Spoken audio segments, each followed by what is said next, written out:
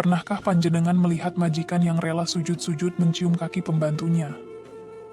Itulah wajah kita hari ini. Kita ini pemilik sah tanah surga Nusantara. Tapi mental kita adalah mental babu. Kita mengemis-ngemis syafaat dari bangsa yang tanahnya gersang. Kita merasa kerdil di depan mereka yang datang hanya membawa cerita. Padahal, darah yang mengalir di tubuh panjenengan adalah darah para raja dan pendekar. Kenapa sekarang panjenengan jadi penakut? Kenapa panjenengan merasa jadi sampah sebelum meniru gaya hidup mereka? Mari kita bedah, siapa sebenarnya yang menanamkan virus rendah diri ini ke otak panjenengan? Rahayu. Mari kita bicara kasar saja sekalian, biar bangun tidurnya. Panjenengan sadar tidak, selama ini kita sedang dijajah melalui rasa kagum. Penjajah zaman dulu datang pakai bedil, kita lawan. Tapi penjajah sekarang datang pakai jubah dan dongeng, kita malah sujud. Inilah sihir yang paling mematikan. Mereka bilang, bangsa mereka adalah bangsa pilihan Tuhan. Dan anehnya, panjenengan mengamini. Dengan kata lain, panjenengan sudah sepakat kalau bangsa Nusantara ini adalah bangsa kelas 2. Bangsa sisa-sisa. Bangsa yang kalau mau selamat, harus mendaftar, jadi pengikut budaya mereka. Coba pakai nalar paling jujur. Kalau memang mereka lebih mulia, kenapa negerinya gontok-gontokan terus? Kenapa mereka haus akan pengakuan dari bangsa lain? Nusantara ini sudah khatam soal ketuhanan sebelum mereka mengenal tulisan. Nenek moyang panjenengan sudah mempraktekkan kasih sayang saat mereka masih sibuk saling bunuh karena perbedaan sepele. Tapi kenapa sekarang narasi itu dibalik? Kenapa kita yang disuruh belajar beradab pada mereka? Ini bukan soal agama. Ini soal kedaulatan rasa.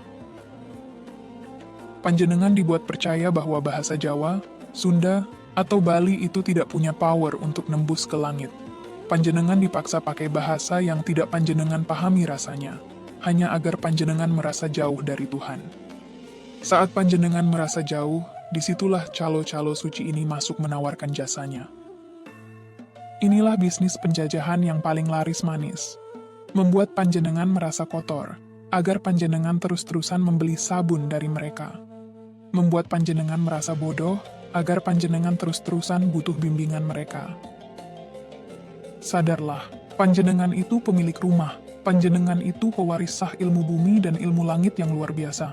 Tapi kenapa sekarang panjenengan justru sibuk memoles sepatu tamu yang sedang menginap di rumah panjenengan? Sudah saatnya kita berhenti jadi penonton di tanah sendiri. Berhenti merasa paling berdosa hanya karena kita lahir sebagai orang Nusantara. Simak baik-baik. Di bagian kedua nanti, saya akan tunjukkan bukti fisik.